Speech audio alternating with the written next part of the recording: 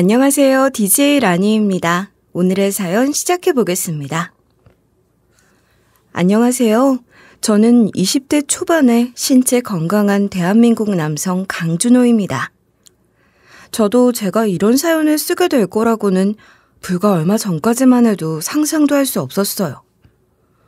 그런데 지금 저는 너무나도 하고 싶은 이야기가 있거든요. 제가 꼭 하고 싶은 이야기는 죽은 제 누나가 남기고 간 것들에 대한 이야기입니다. 누나는 저를 위해 너무 많은 걸 희생한 사람이에요. 가장 중요한 것은 눈에 보이지 않는다는 말이 있지 않나요? 어디선가 주워들은 말이지만 정말 맞는 말 같아요. 누나가 떠나면서 저에게 남겨준 것은 제 눈앞에 보이는 것이 전부가 아닐 겁니다. 그 속에 담긴 누나의 땀, 누나의 눈물, 그 많은 시간과 숨결과 회환. 저는 이제 누나가 남겨놓은 것들로 제가 할 수 있는 일을 하려고 합니다. 이렇게 누나에 대한 이야기를 여러분들과 나누는 것을 시작으로 말이에요. 저는 가난한 집안의 막내 아들로 태어났어요. 누나는 저보다 6살이나 위였는데 누나를 낳을 때도 엄마 나이가 적지 않았으니 저는 그야말로 노산으로 태어난 아들이었죠.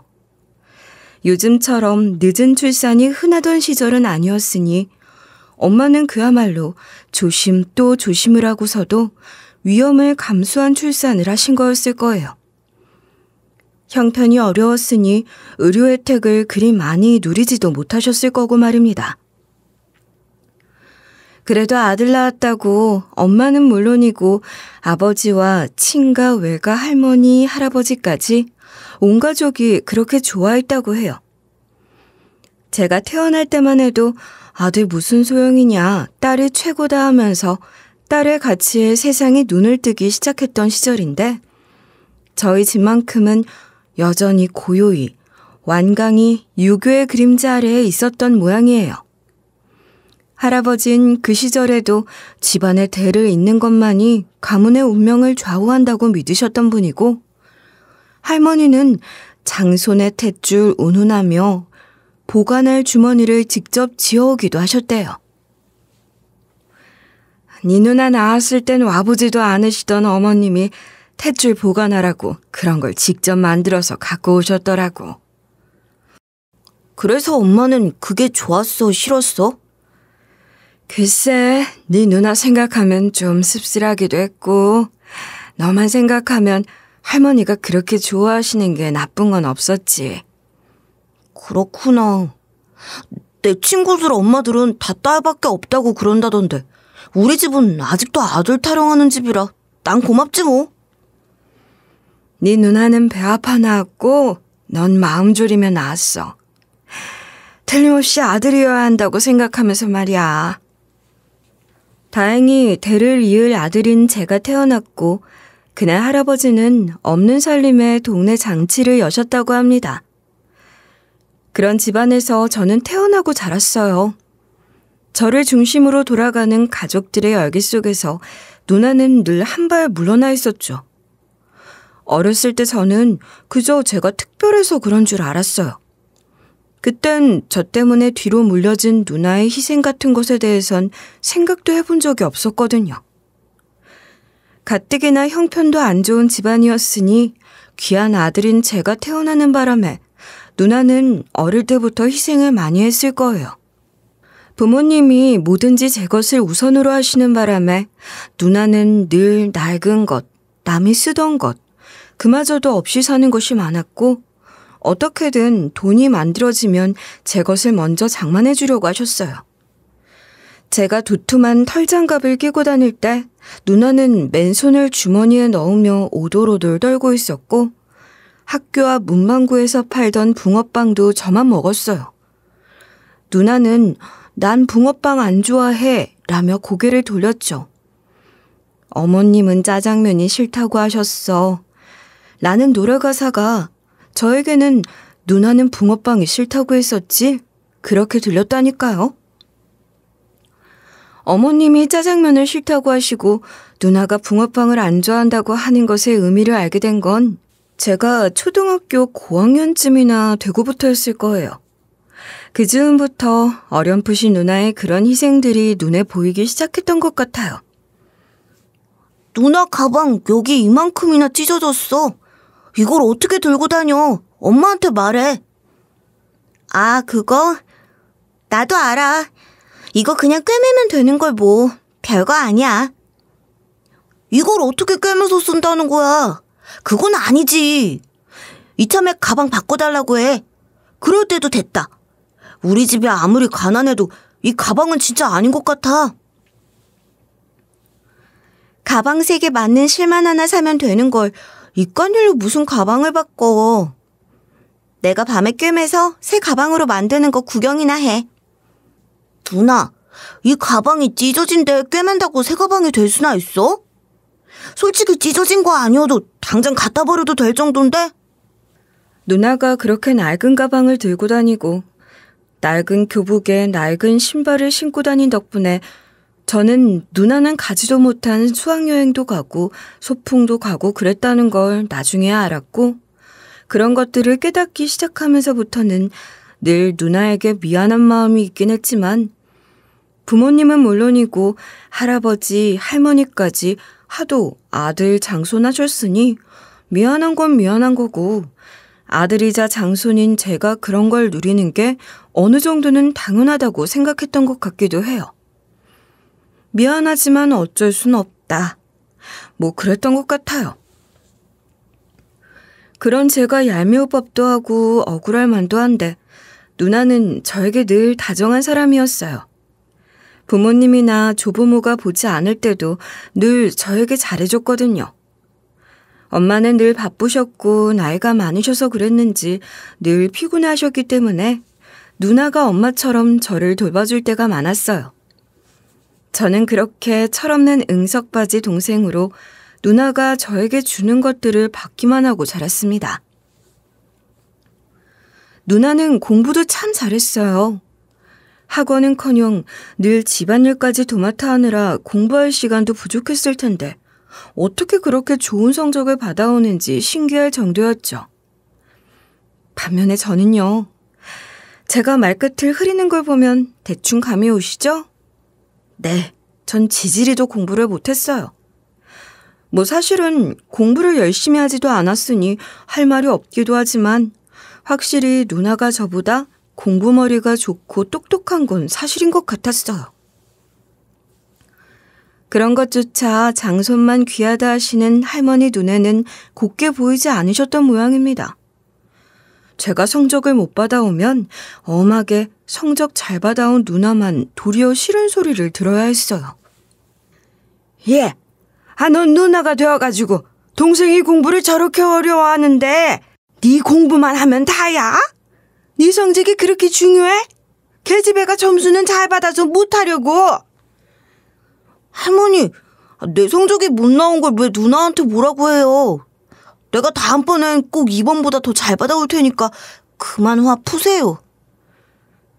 할머니가 화내는 것처럼 보였어? 아니다, 아니야. 진아, 너는 오늘부터 네 동생 공부 좀 봐줘라. 옛날 같았으면 나이 차이 많이 나는 동생 업어 키워도 키워. 동생 공부 좀 가르치는 게 뭐가 어렵다고 꼭 내가 한 소리를 하게 만들어. 네, 할머니, 그럴게요. 제가 준우 공부 봐줄 테니 염려 마세요. 진짜 그럴 것이지. 그런 것 좀 알아서 하면 얼마나 좋아. 그 바람에 누나는 자기 공부할 시간도 없었을 텐데 제 공부까지 봐줘야 했던 거예요. 누나는 그렇게 제 과외 선생이기도 했죠. 그럼에도 틈틈이 공부해서 장학금 받아 대학까지 들어갔으니 저희 누나 정말 대단하지 않나요? 그쯤 되니 전 정말 누나가 존경스러웠던 것 같아요. 그런데 누나가 대학에 들어가던 그 해 갑자기 엄마가 돌아가셨고 아버지는 몸져 눕게 되신 거예요.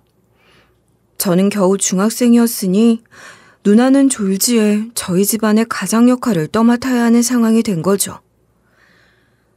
누나가 휴학하고 아르바이트해서 생활비며 아버지 병원비 벌 수 있으니까 넌 아무 걱정 말고 학교 열심히 다니면 돼. 알겠니? 휴학? 누나가 어떻게 들어간 대학인데. 누나 장학금 받고 대학 갈 수 있게 됐다고 엄청 좋아했잖아. 1년도 못 다녀보고 휴학이라니.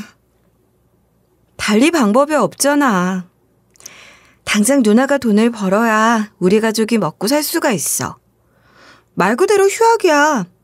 열심히 돈 벌고 다시 복학하면 돼. 그냥 학교 다니면서 아르바이트 하면 안 돼? 누난 공부 잘하니까 다음 학기도 장학금 받으면 되는 거 아니야?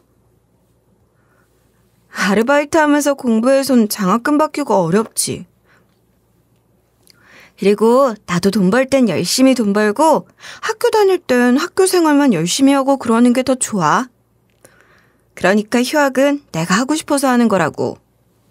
그러나 누나 말처럼 누나가 계획한 것처럼 되진 않았어요. 누나가 휴학을 한 때로부터 4년 뒤 아버지마저 돌아가셨고 그때 누나는 복학을 포기하고 자퇴를 했거든요. 아버지 간병 중에도 누나는 한 차례 복학해서 학교를 다니기도 했어요. 누나가 처음 말했던 것처럼 하려고 했던 거죠. 누구보다 대학에 다니고 싶어 했던 누나였고 하고 있는 공부에 대한 열의도 있었으니 그 의지를 갖고 복학을 했던 거예요.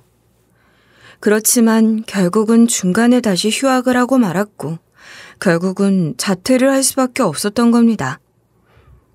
그리고 결국 누나가 복학을 포기하고 자퇴를 하겠다고 했는데 저는 누나가 그러는 이유를 알 수 있었어요. 그 즈음엔 저도 그 정도 철은 들었거든요. 누나는 제 대학 등록금 마련을 위해서 자퇴를 하겠다고 하는 거였어요. 제가 고등학생이 되고 대학 진학을 앞두고 있는 상황이 되니 누나도 더 현실적으로 따져보게 된 것 같아요. 누나도 얼마나 고심을 했을까요? 또 얼마나 힘들게 내린 결정이었을까요? 그걸 너무 잘 알기에 저는 누나의 그 결정을 그저 고맙고 미안하다는 말로 지지할 수는 없었습니다. 누나, 결국 나 때문에 자퇴를 하겠다는 거 아니야. 그럴 순 없어. 난 누나처럼 장학금 받아 대학 들어갈 자신은 없고 재수한다 생각하고 1년 더 공부하면서 돈 벌면 돼. 그리고 사실 누나, 나는 대학은 꼭 가야 하는지도 모르겠는데 뭐. 그게 무슨 소리야. 대학 공부는 해야지. 누나가 무슨 일이 있어도 너 대학 공부 시킬 거야. 넌 그런 소리 하지 말고 공부 열심히 해서 어디라도 붙을 생각을 해야지. 솔직히 나보다 누나가 훨씬 더 공부도 잘하고 또 누나는 대학 다니고 싶어 하잖아. 그러니까 그냥 누나가 다녀. 너 돌아가신 엄마, 아버지의 할아버지, 할머니까지 다 관뚜껑 열고 벌떡 일어나시게 하려고 그래? 큰일 날 소리 하지도 마. 저처럼 누나도 저희 집안의 분위기에 동화되어 버린 것인지 따지고 보면 제 말이 더 합리적인데도 불구하고 누나는 절대 그럴 수 없다며 누나가 아닌 저더러 대학 공부를 하라고 하더라고요. 누나한테 미안하기도 하고 또 솔직히 말하면 공부도 하기 싫었기 때문에 전 그냥 누나가 대학 다니고 전 돈이나 벌거나 그러고 싶은 생각도 있었단 말이에요. 근데 누나는 아주 완강하게 저더러 대학에 꼭 가야 한다고 했어요. 돌아가신 할아버지가 살아 돌아오신 것 같은 모습이었다니까요. 난 무슨 일 있어도 너 대학 공부는 시킬 거야. 너 공부시키려면 난 어차피 계속 복학을 미뤄야 하는 상황인데 언제까지나 졸업을 미룰 수도 없잖아. 안 될 건 또 뭐야. 그럼 차라리 계속 휴학을 하면 되잖아. 꼭 자퇴까지 해야 돼? 재학기간 중에 전체 휴학기간에 대한 규칙도 있단 말이야. 무한정 휴학을 할 수도 없어. 그러니까 나는 자퇴를 하는 게 맞고 넌 열심히 공부만 하면 되는 거야.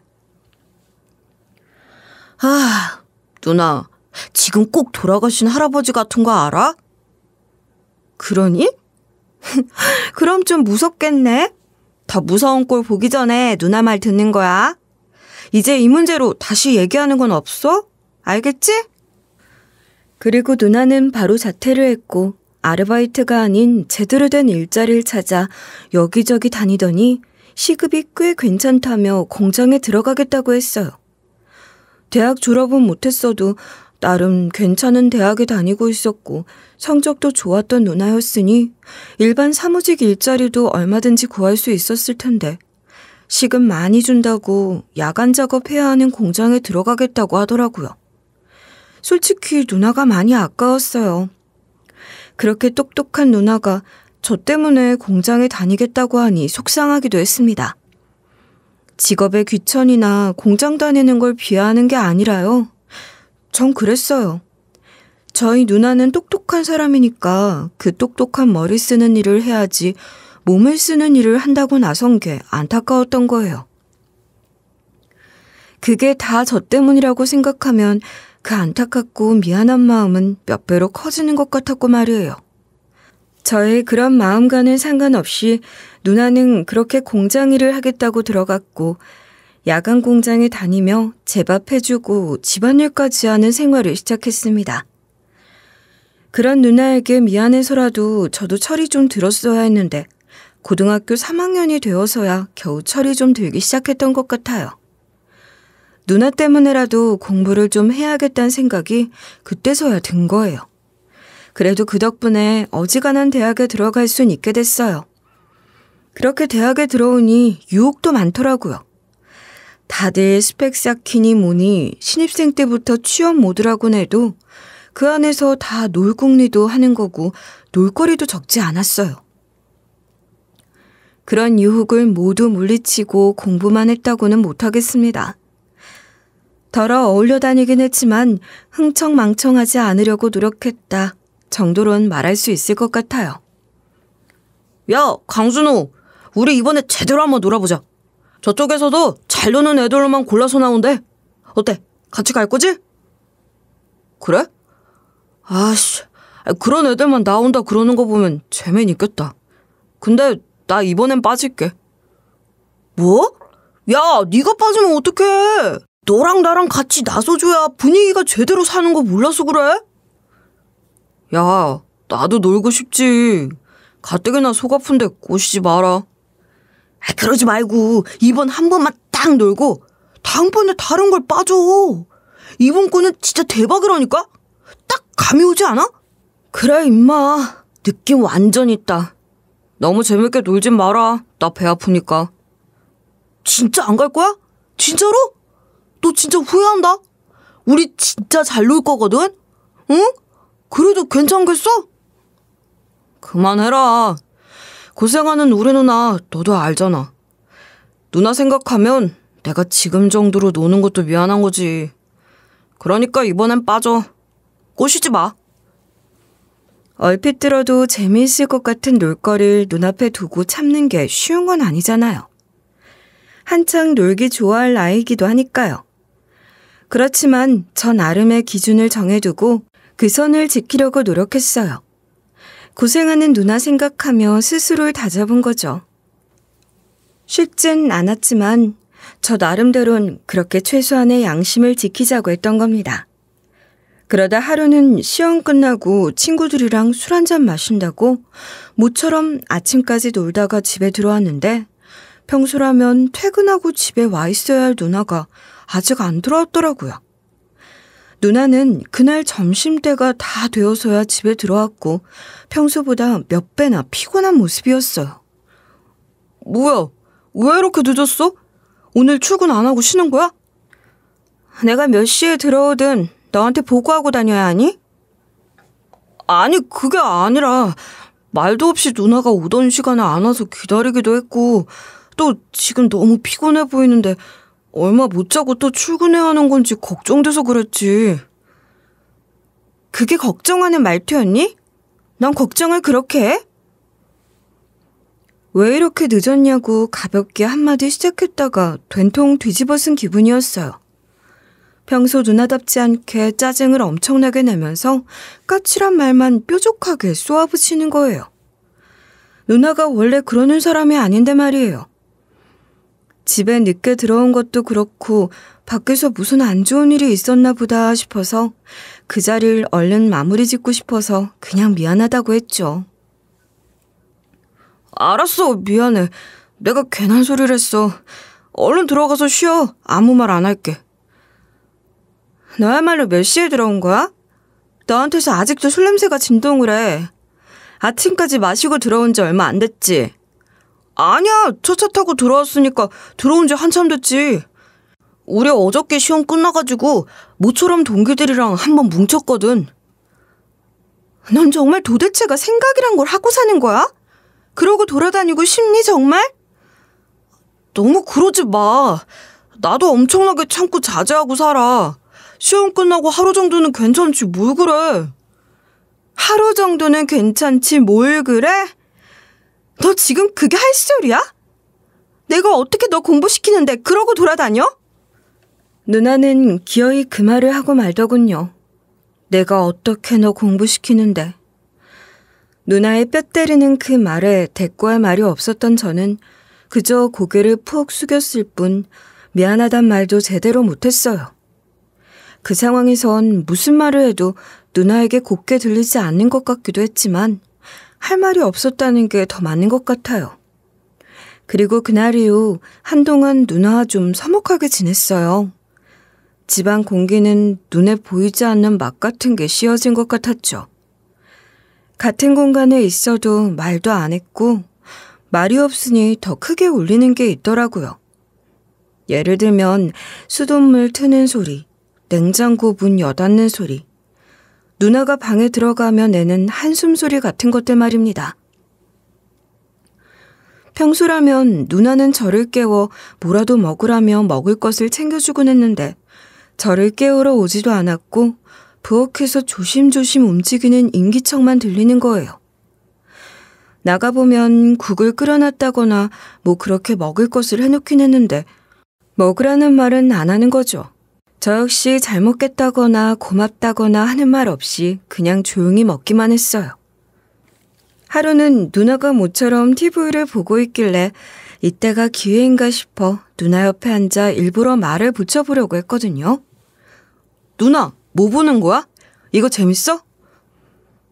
몰라. 그냥 채널 돌리다가 틀어놓은 거야. 아, 그래? 난 또 누나가 뭘 재밌게 보는 줄 알고 재밌으면 같이 보려고 했지. 내가 한가롭게 앉아서 TV나 보고 있을 정신이 있는 사람이니? 그래, 그렇지 참. 누나는 TV 좋아하지도 않잖아.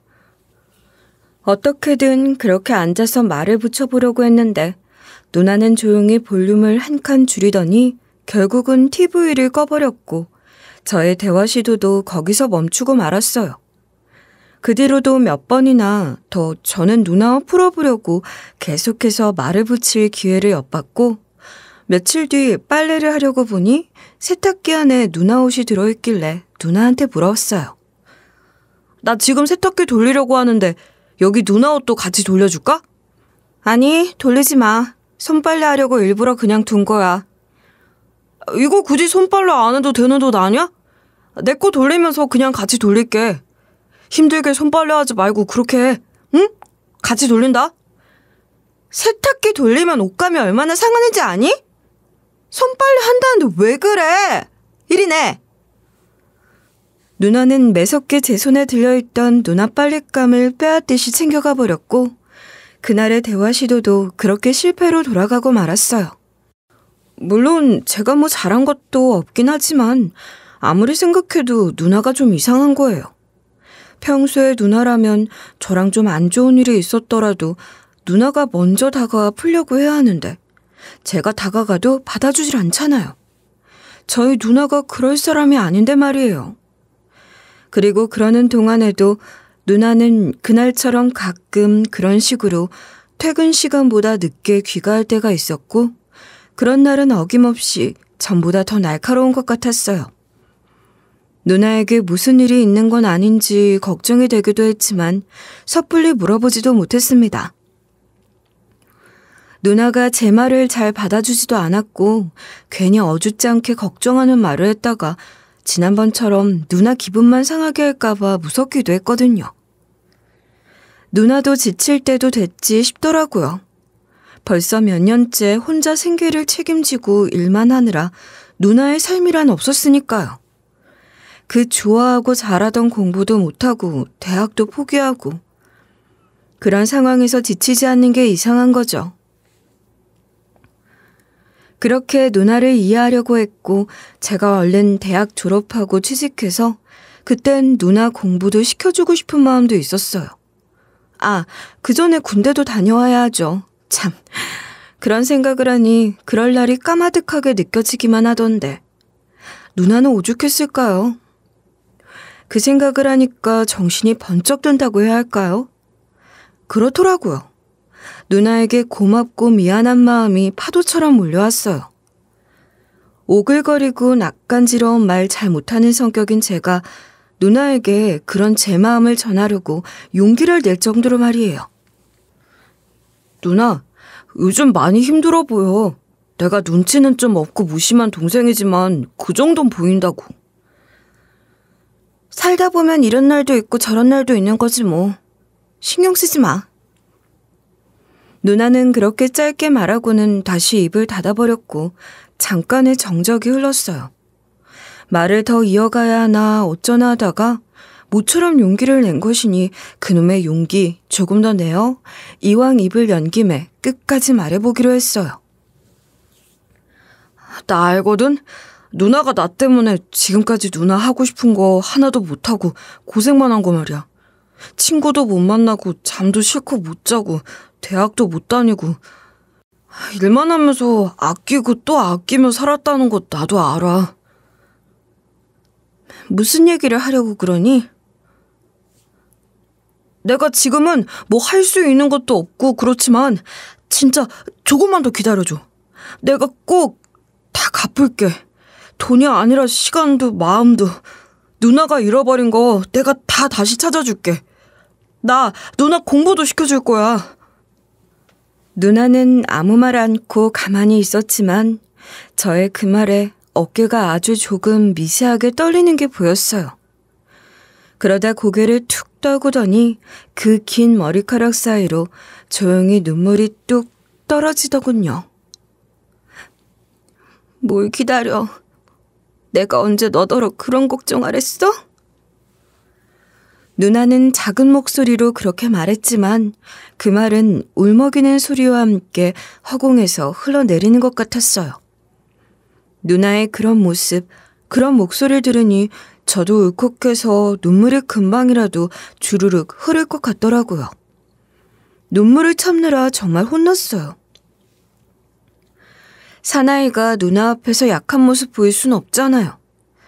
더군다나 한껏 멋있는 척 다 했는데 말이에요. 그래서 저도 더 이상 아무 말 하지 않고 흐느끼는 누나의 등을 가만히 두드려주고 말았습니다. 그러고 나니 마음이 참 좋더라고요. 진작 누나한테 이렇게 표현 좀 하고 살 걸 싶은 생각도 많이 들었어요. 곧 누나 생일이 다가오는데 그땐 선물도 하나 사고 어디 근사한 데 가서 밥이라도 한 끼 같이 먹자고 할 참이었죠. 그런데 그러고 며칠 지나지 않아 누나가 갑자기 죽어버렸습니다. 공장에서 작업하던 중 사고가 나서 그렇게 됐다는 거예요. 황망한 중 차려진 빈소는 조용하다 못해 싸늘했습니다. 향냄새가 무겁게 깔렸고 급하게 만든 영정사진 속 누나의 모습이 낯설기만 했어요. 여전히 믿기지가 않았어요.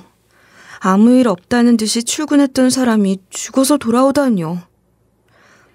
저는 빈소를 지키고 서 있었지만 누가 조문으로 오는지 무슨 말을 하는지 귀에 잘 들어오지도 않았던 것 같아요. 그때 낯선 남자가 들어오더라고요. 40대 초반쯤으로 보이는 그 사람은 누나가 다니던 공장의 작업반장이라는 남자였어요. 저는 강진아 씨가 다니던 현장의 작업반장입니다. 삼가 고인의 명복을 빕니다. 네, 와주셔서 감사합니다. 그 남자는 고개를 깊게 숙이더니 조이금 봉투 하나와 또 다른 봉투 하나를 꺼내들고 제게 그러더군요. 참 뭐라 드릴 말씀이 없게 안타까운 일입니다. 우선 제 입장에서 말씀드려야 할 것들이 있어서요. 거기 보시다시피 진아 씨가 그날 안전모를 규정대로 착용하지 않으셨고 작업 지침서대로 지키지 않은 항목들이 적혀 있습니다. 네? 뭐라고요? 지금 대체 무슨 말씀을 하시는 겁니까? 지금 여기서 그딴 얘기를 왜 하시냐고요? 유감입니다만 회사 입장에서는 유족분께 정확한 경위를 설명해 드려야 한다고 생각합니다. 기계 점검 시 이상도 전혀 없었고 회사 측 안전관리 매뉴얼을 보시면 강진아 씨가 위반한 항목들이 아니요, 그만하시죠. 이 자리에서 더 이상 듣고 싶지 않습니다. 여긴 누나를 잘 보내주는 자리입니다. 이해합니다. 그러나 책임 소재가 중요하니까 끝까지 들어주세요. 책임 소재요? 지금 책임 소재라고 했습니까? 내가 보상금을 내놓으라고 했습니까? 뭘 했다고 이러시는 거죠? 사람이 죽었습니다. 내 누나가 죽었다고요. 저는 자리에서 벌떡 일어났고 그 순간 빈소의 공기가 확 바뀌었죠. 조문객이 많은 빈소는 아니었지만 그래도 그 자리에 있던 사람들이 다 쳐다볼 정도로 저는 큰 소리를 내고 있었어요. 참을 수 없이 화가 났기 때문입니다. 기계적으로 사고 경위를 설명하며 누나의 부주의, 누나의 과실만을 강조하는데 어떻게 화가 안 나겠어요. 분을 참지 못하고 큰 소리를 내고 말았어요. 내가 지금 보상금 내놓으라고 했습니까? 나한테 이런 얘기를 왜 하는 겁니까? 모든 책임을 누나한테 떠넘기고 그놈의 책임 소재를 분명히 하려고요? 유족분의 심정을 모르지 않지만 이게 제가 해야 할 역할이라. 그만하고 나가세요. 조의금이고 뭐고 다 필요 없으니까 다 가지고 가세요. 당신은 조문하러 온 게 아니라 책임을 덜러 온 거 아닙니까? 조문할 자격도 없으니까 당장 나가시라고요. 그 작업반장이란 사람은 더는 말하지 못하고 결국 뒤를 돌아 나갔고 저는 그 자리에 그대로 주저앉고 말았습니다. 누나는 아무 말도 하지 못한 채 떠났고 저는 누나를 위해 제가 뭘 해야 하는지 알 수가 없었어요. 그때 저에게 누군가 다가와 진아 씨 동생이죠 라고 하길래 돌아봤더니 누나와 같은 공장에 다녔다는 연세 좀 있으신 아주머니셨어요. 학생 누나, 그러니까 진아 씨가 나한테 맡긴 물건이 있어서 전해줘야 할 것 같아서요. 여기. 이게 뭐예요? 통장이네요?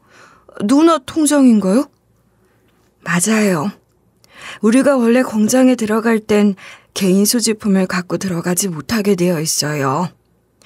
나는 워낙 오래 다니기도 했고 나이 많다고 예우를 해주는 것인지 작은 가방 하나 정도는 소지가 가능한데 사고 나던 날 진아 씨가 무슨 일이 있었던지 통장을 가져왔다며 일하는 동안 그걸 내 가방에 좀 보관해달라고 했거든요. 그랬군요. 네, 감사합니다. 저희 누나랑 가깝게 지내셨던 모양이에요. 지냈죠. 진아 씨가 사람이 참 착하고 예쁘잖아.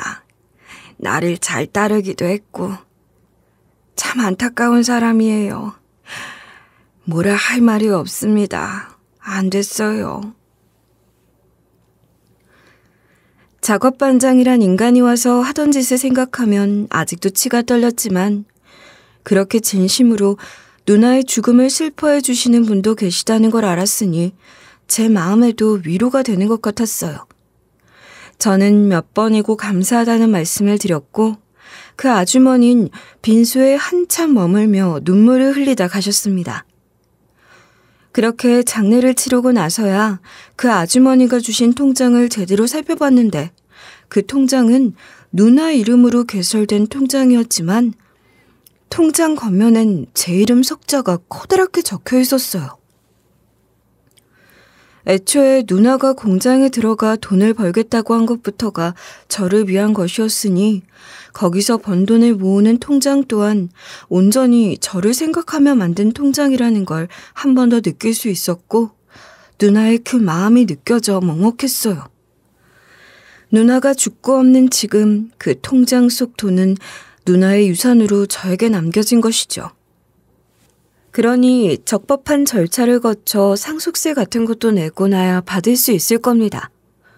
그런데 당장 등록금 내야 하는 날짜가 코앞이라 그 통장에서 제가 얼마나 얻을 수 있는지를 알아야 했어요. 등록금을 낼 수는 있는지 아니면 휴학을 신청해야 하는지 알아야 했으니까요. 그래서 집 근처 ATM 기계에 통장을 넣고 통장 정리를 했는데 통장 정리가 끝난 통장을 보고 그 자리에서 졸도하고 말았습니다. 제가 졸도까지 한 건 그 통장에 찍힌 엄청난 잔고를 보고 숨도 못 쉴 정도로 놀랐기 때문이었어요. 태어나서 처음 보는 숫자 액수가 찍혀 있었거든요. 동그라미가 몇 개인지 세어도 감이 안 와서 1, 10, 100, 1000 그러다 기함하고 졸도해버린 거예요. 누나의 통장에 그런 거액이 있을 수가 없잖아요. 이게 대체 어떻게 된 일이란 말입니까? 누나에게 거액을 송금한 사람 이름으로 통장에 찍힌 이름을 다시 보니 어딘지 낯이 익더라고요. 가만 생각해보니 제게 누나의 사고 경위를 기계적으로 설명하던 그 사람 이름인 겁니다. 그 작업 반장인지 뭔지 아는 그 남자 말이에요. 그 남자가 놓고 간 명함을 확인하니 그 이름이 맞았어요. 통장의 이전 거래 내역을 살펴보면 몇 차례 그런 식으로 거액을 송금받고 누나가 그 금액을 그대로 인출한 내역이 보였어요. 분명 정상적이지 않은 자금의 흐름으로 판단됐죠. 그 작업반장이란 인간이 누나를 이용해 회사 비자금을 관리했거나 횡령했을 가능성도 있는 겁니다. 이건 보통 일이 아니잖아요? 심장이 두근거렸고 어떻게 해야 할지 머릿속이 복잡했어요. 경찰에 신고를 해야 하나, 신고를 한다면 뭐라고 신고를 해야 하나. 누나가 죽고 없는 마당에 아는 거라곤 전혀 없는 거나 다름없는 저로선 그저 답답하기만 했고 무섭기도 했던 것 같아요. 생각 끝에 명함에 적힌 번호로 그 남자에게 전화를 해보기로 했어요. 여보세요? 안녕하세요. 저는 강진아 씨 남동생 되는 사람입니다. 아, 네. 안녕하세요. 그날은 실례가 많았습니다. 장례는 잘 치르셨나요? 어떻게 그 회사 측에서 제안드린 방안으로 합의를 하시면 되시겠습니까? 생각은 좀 해보셨는지. 아니요. 합의니 뭐니 그런 얘기를 하려고 전화한 게 아닙니다. 누나 통장에 작업반장님 이름으로 거액이 여러 차례 송금됐던데 이 돈이 무슨 돈입니까? 돈이라니 뜬금없이 무슨 말입니까? 돈이라니 누굴 어디에 엮으라는 거야? 난 아무 상관없는 일이에요. 난 전혀 무관한 사람이라고. 작업반장님 성함이 찍혀 있는데 그럼 누나 통장에 찍힌 이름은 작업반장님 이름이 아니란 말입니까? 동명이인이라고요? 그건 나도 모르겠고 하여간 어떤 식으로든 나를 엮으려고 하지 말란 말이에요. 그랬다간 바로 명예훼손으로 고소할 거야. 알아서 해. 그 사람은 도리어 화를 내며 명예훼손이니 고소니 그런 말들을 하며 저에게 겁을 주려고 하더군요. 제가 어리다고 만만하게 보는 게 빤히 보여 약이 올랐지만 제가 할 수 있는 것도 별로 없었으니 일단 전화를 끊었어요. 그런 식으론 그 사람을 통해 알아낼 수 있는 게 전혀 없다고 판단하고 다른 방법을 생각해 보기로 했죠. 그리고 저에게 그 통장을 전해준 누나와 친했다는 아주머니를 만나기 위해 공장으로 찾아갔어요. 그 아주머니 연락처도 하나 받아놓은 것이 없었으니 공장으로 찾아갈 수밖에 없었어요. 이렇게 불쑥 찾아와서 죄송합니다. 피곤하시겠지만 잠깐 제가 뭘 좀 여쭤봐도 될까요? 그래, 그렇게 해요. 무슨 일 있나요? 다른 건 아니고 그 작업반장이란 사람 말입니다. 그 사람과 저희 누나가 혹시 개인적인 친분이 있었나요? 아니, 누가 그래요? 누가 아직도 그딴 소리를 해? 누구한테 무슨 소리를 들었건 그건 사실이 아니에요. 그게 무슨... 누가 저한테 뭐라고 한 게 아니에요. 제가 그냥 궁금해서 여쭤본 건데 저희 누나와 그 사람 뭔가가 있긴 있는 거군요. 그렇죠? 아시는 게 있다면 말씀 좀 해주세요. 부탁드립니다. 아주머니는 잠시 숨을 고르는 듯이 침묵을 두셨는데 뭔가 망설이는 듯한 인상을 받았어요. 뭔가 말하기 힘든 이야기를 하려는 것 같기도 했고 그렇더라고요. 저로서는 빨리 속 시원한 이야기를 듣고 싶었는데 말이에요. 그래도 그렇게 쉬어가다 결국 말씀을 해주긴 하셨는데 말이에요. 나도 몰라요. 그렇지만 한때 작업반장과 진아씨가 불륜관계란 소문이 잠깐 돌았던 적이 있었어요. 불륜이라고요? 말도 안 돼요. 맞아요. 말도 안 되는 일이죠. 그건 절대 아니에요. 진아씨가 그럴 리가 없지. 그건 내가 보장할 수 있어요. 내가 보기엔 그런 게 아니라... 네, 말씀해 주세요. 아주머니가 보시기엔 어떠셨어요? 진아씨가 뭔가 작업반장에 대한 걸 알아내고 그걸 고발하려고 하는 것 같았어요. 확실한 것도 아니고 자세한 것도 아니지만 내가 보기엔 그랬어요. 누나는 어쩌면 내부 고발자를 자처하고 나선 건지도 모르겠어요. 퇴근 시간을 훌쩍 넘겨 집에 들어오던 그 무렵 누나가 그 작업반장이란 사람의 무언가를 알게 됐거나 그게 아니라면 어떤 은밀한 제안 같은 것을 받았을 가능성도 있는 거죠.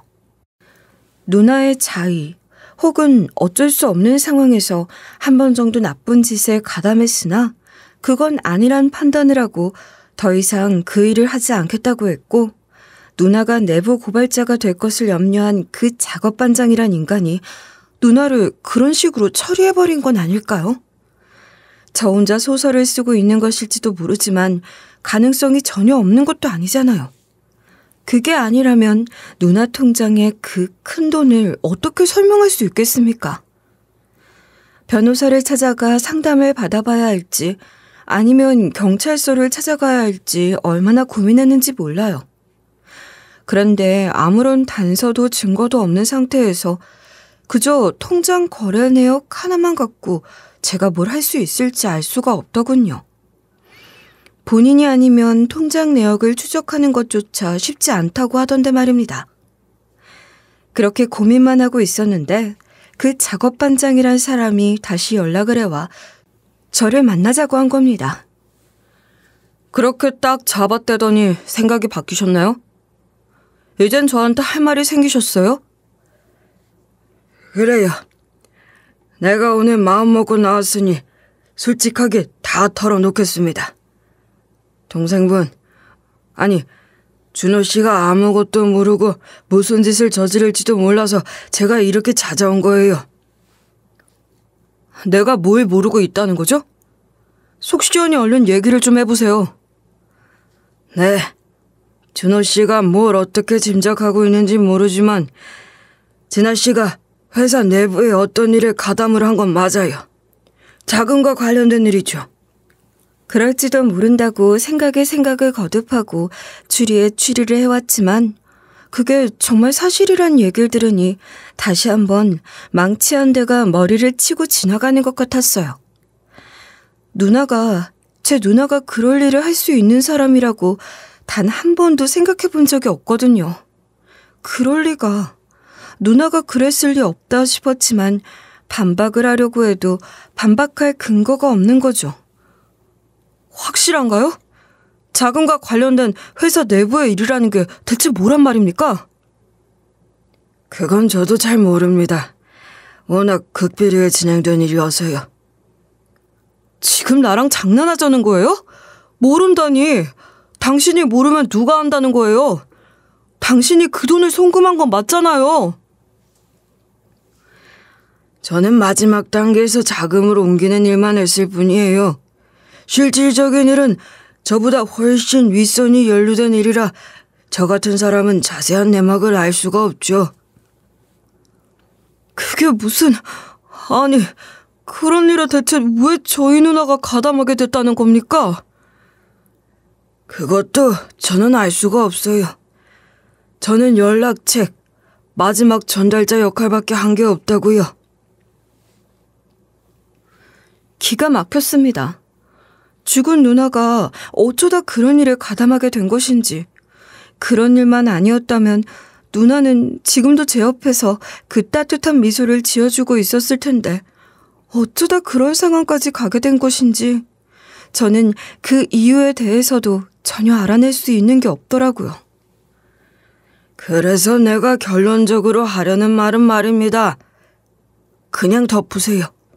이대로 덮는 게 모든 사람들을 위해서 좋은 일이에요. 뭐라고요? 덮으라니. 어떻게 그런 말을 그렇게 쉽게 합니까? 난 우리 누나가 무슨 일을 겪고 있었는지 정확하게 알아야겠어요.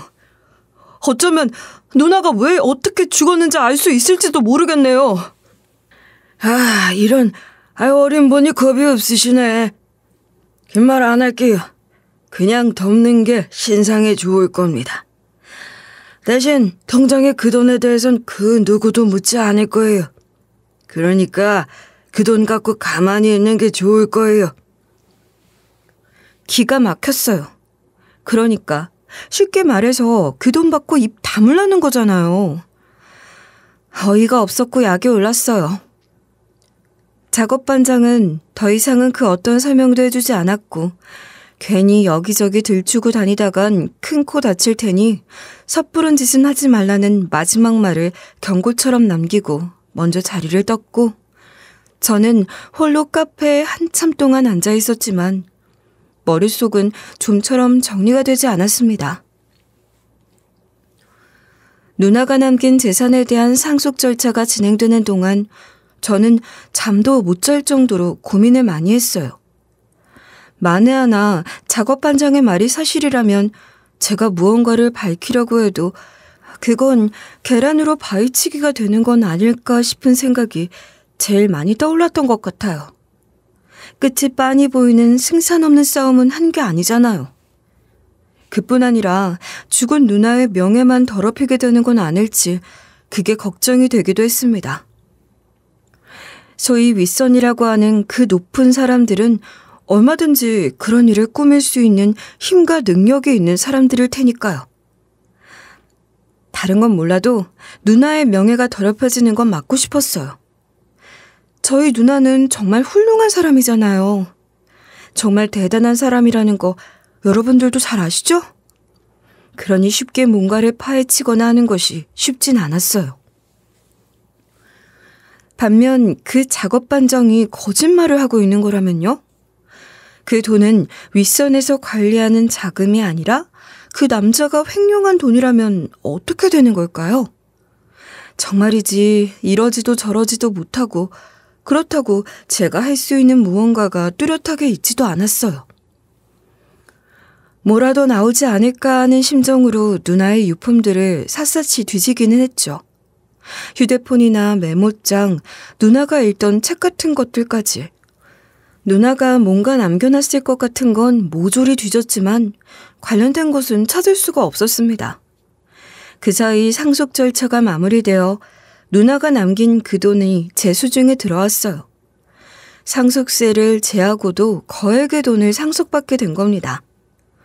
아직 학생인 제가, 군대도 다녀오지 않은 제가 그렇게 큰 돈을 잘 관리할 수 있을지 걱정이 되기도 합니다. 저는 우선 군대에 다녀올 생각이에요. 이 상태로 학교를 다녀봤자 공부도 제대로 될 리가 없고 무엇보다 지금 제가 하고 있는 공부를 계속해야 할지에 대한 고민도 하게 됐거든요. 나 군대 갈 거야. 다녀와서 보자. 갑자기 군대? 최대한 늦게 갈 거라더니 왜 생각이 바뀐 거야? 내 인생에 대해서 고민을 좀 해보려고. 앞으로 내가 어떻게 살아야 하는지 그런 거 말이야. 누나가 그렇게 된 게 아무래도 너한테는 큰 충격이었겠지? 그래, 이해한다. 군대 다녀오면 복학 안 하고 다른 공부를 하고 싶어질지도 몰라. 나 정말 잘 살아야 되거든. 우리 누나한테 부끄럽지 않게 살 거야. 어쩐지 너 다른 사람이 된 것 같아. 짧은 시간에 참 많이 변한 것 같다. 이제 철이 드나 보지. 누나가 있을 때 철이 좀 들었어야 했는데 너무 늦게 알아버렸어. 야, 임마. 너무 그러지 마. 늦었다고 생각할 때가 제일 빠른 때라고도 하잖아. 늦었다고 생각할 때는 정말 늦은 거라던데? 난 그 말이 더 공감되는 것 같아. 그렇지만 후회만 하고 있을 순 없지. 그래서 군대에 가는 거야. 뭔가 나를 새롭게 세우는 계기가 되면 좋겠어. 저는 그렇게 입대를 결심하고 날짜가 나오기를 기다리고 있는 중입니다. 지금 생각으로는 누나가 저에게 남긴 돈으로 누나 이름으로 된 장학재단 같은 걸 만들고 싶어요.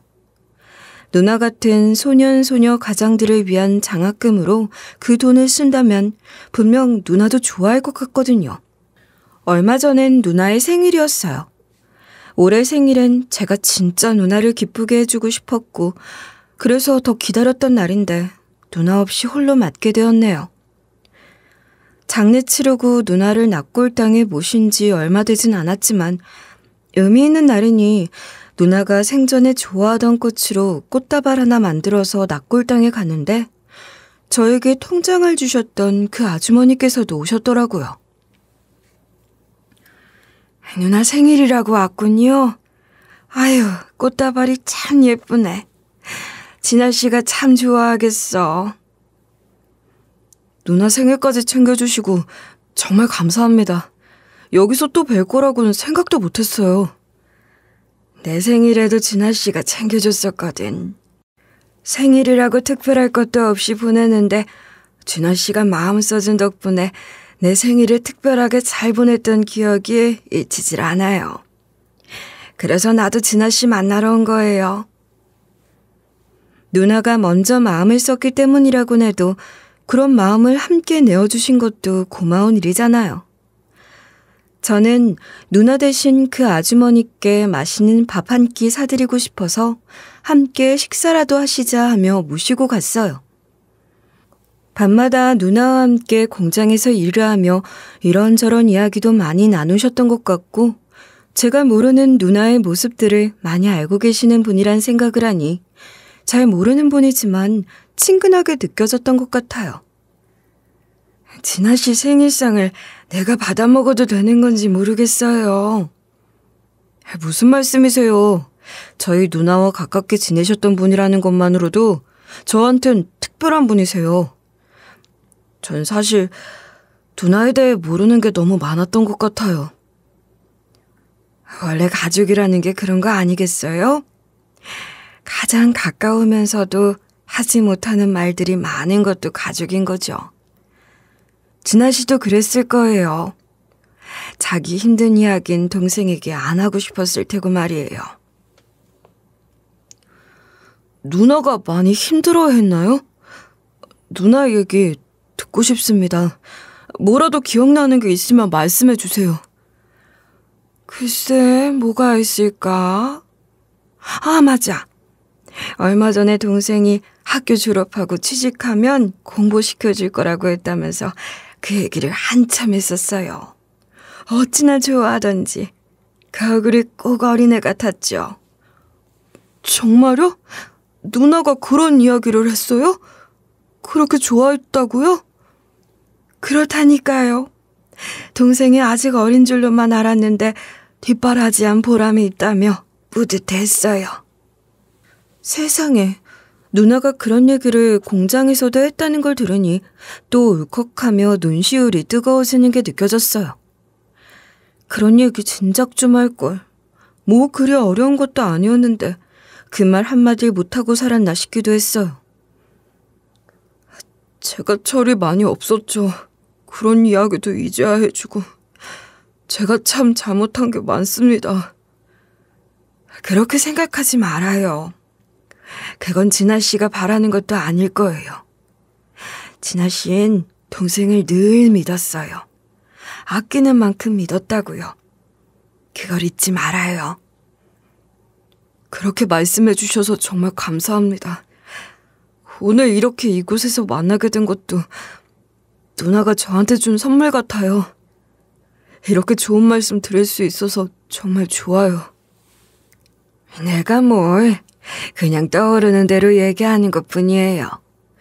진아 씨도 동생도 참 좋은 젊은이들을 같아서 보는 내가 다 흐뭇해요.